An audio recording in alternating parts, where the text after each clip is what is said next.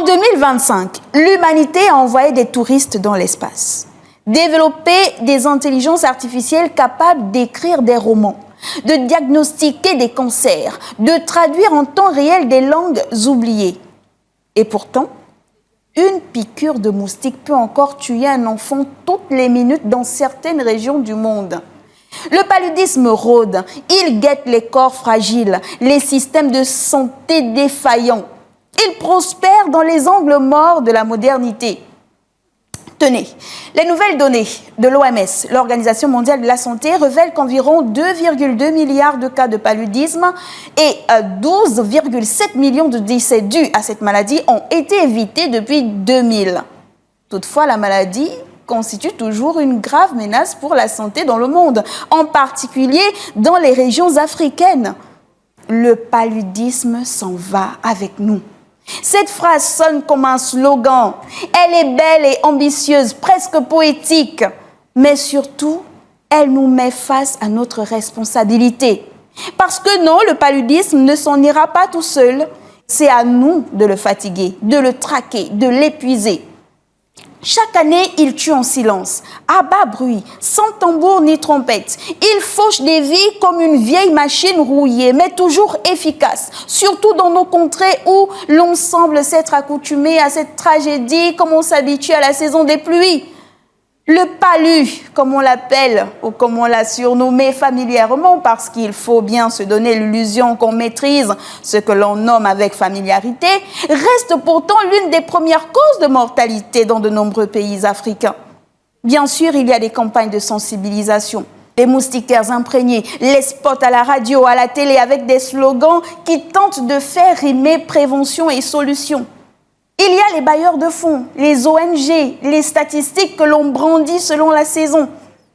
Et puis, d'un autre côté, il y a cette réalité plus difficile à regarder en face. Des enfants qui meurent encore d'une maladie que l'on sait prévenir et soigner. Des familles qui improvisent des traitements à la maison faute de moyens, parfois. Des centres de santé débordés, désorganisés, désabusés, parfois. Alors, la question se pose. Quelle est notre responsabilité dans cette tragédie chronique? Parce que si le palu nous tue, c'est aussi parce que nous le laissons faire, parfois.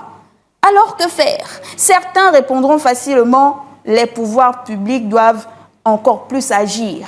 Bien sûr, mais nous aussi, citoyens, avons notre part de responsabilité. Pourquoi dormons-nous encore sans moustiquaires imprégnés? Pourquoi nous nous automédiquons?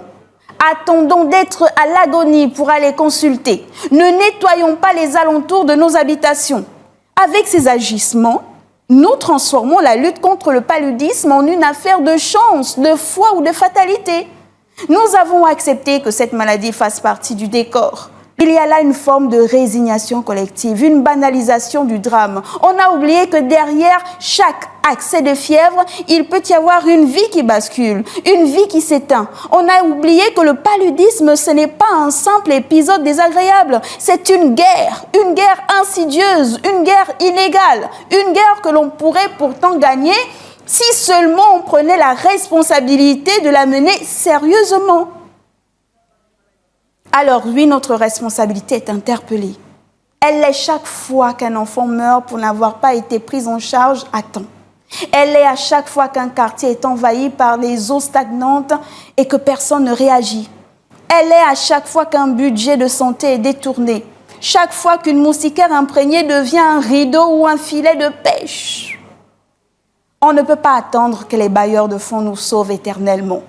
On ne peut pas continuer à faire du paludisme un marronnier médiatique sans lendemain. Il est temps d'agir, vraiment. Accompagnons les efforts des pouvoirs publics.